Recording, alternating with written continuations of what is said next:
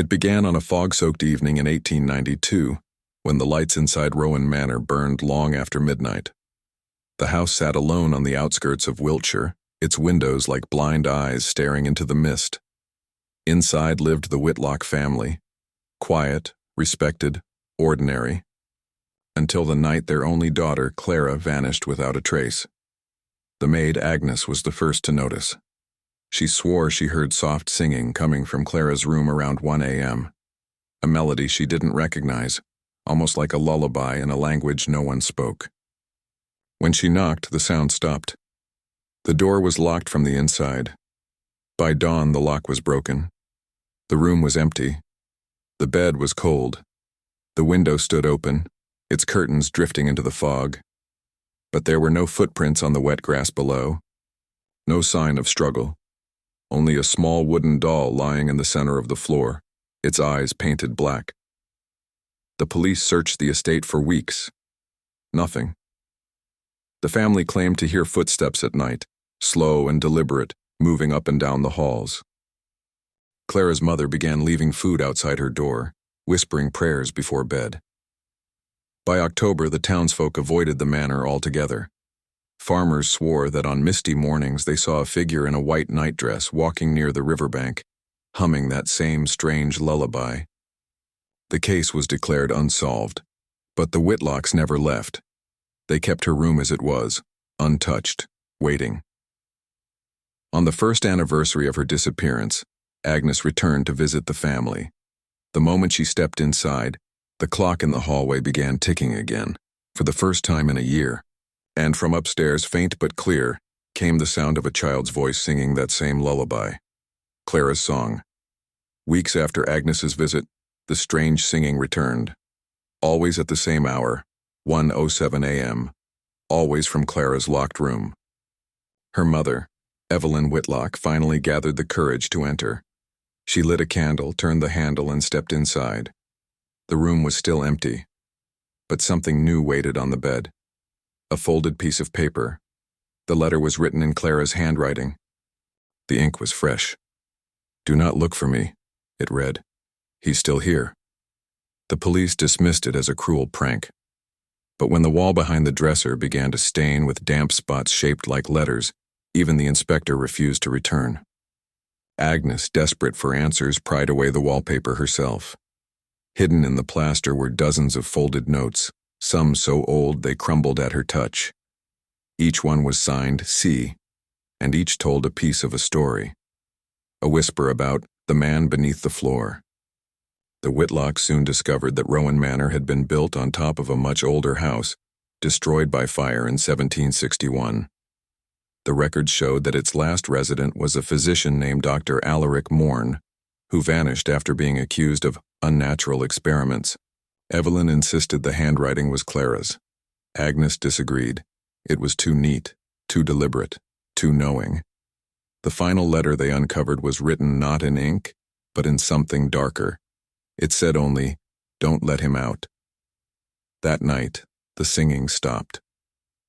The house fell silent. The following morning, the floorboards outside Clara's room had buckled, as if something beneath had pushed upward. When the butler lifted one loose plank, a cold draft escaped from the gap, carrying with it the faint scent of earth and rot. And from below came a sound, 3 slow knocks.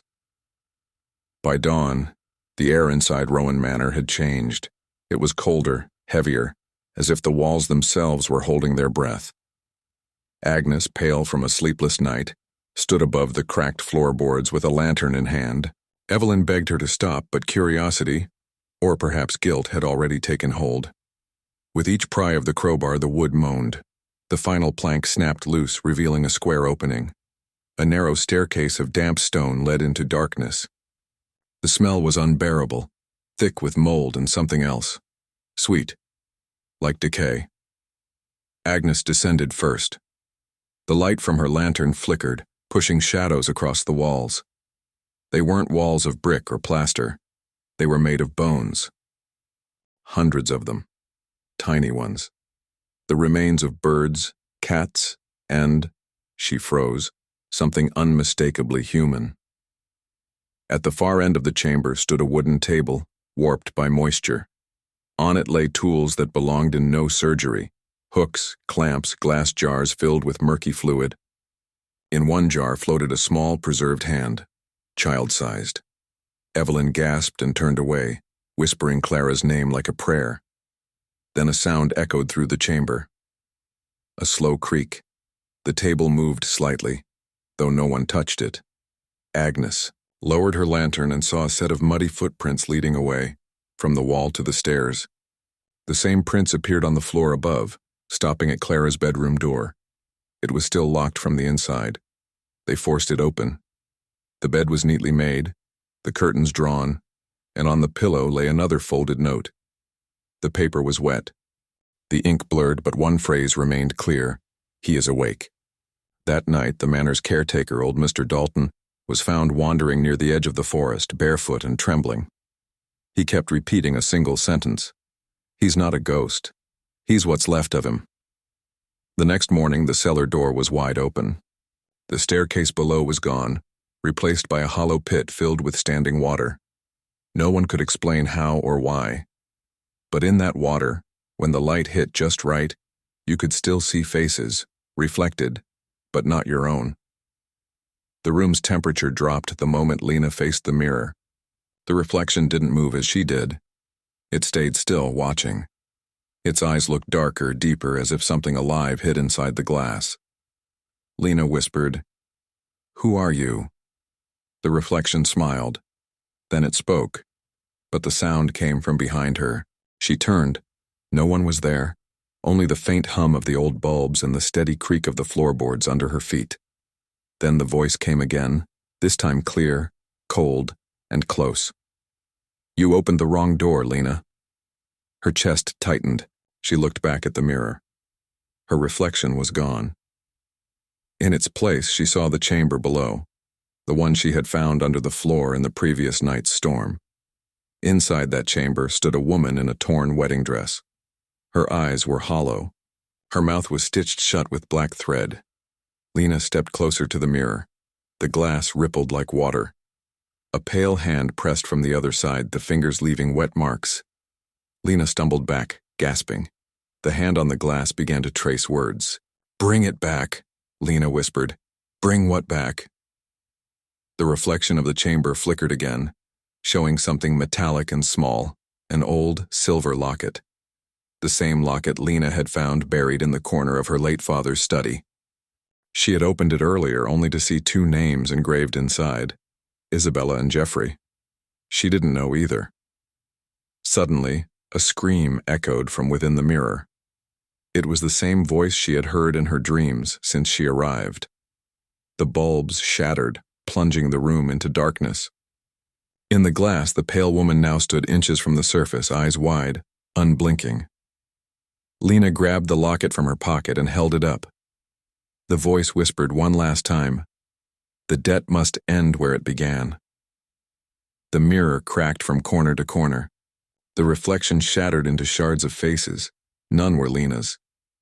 Then silence. Only the faint ticking of the clock remained, and the sound of water dripping somewhere below the floor. Lena's shadow on the wall no longer moved with her. 3. Days after the mirror shattered, Lena found the letter hidden inside the cracked silver locket. The paper was yellow and thin, its ink faded but still readable. At the top it said, "For the one who breaks the silence." The handwriting was hers, yet she had never written it. The letter spoke of a pact made generations ago, binding the women of her bloodline to the reflection world. It warned that breaking the mirror would not end the curse, only awaken what slept within it. As Lena read, the air around her turned cold. The remaining shards on the floor began to tremble. Her reflection appeared in each fragment, but none moved as she did. They were smiling. The final line of the letter read, "Do not look up," but she did. In the corner of the ceiling, her reflection hung upside down, whispering her name through a mouth that wasn't hers. Then everything went silent again. The next morning, the police found the house empty.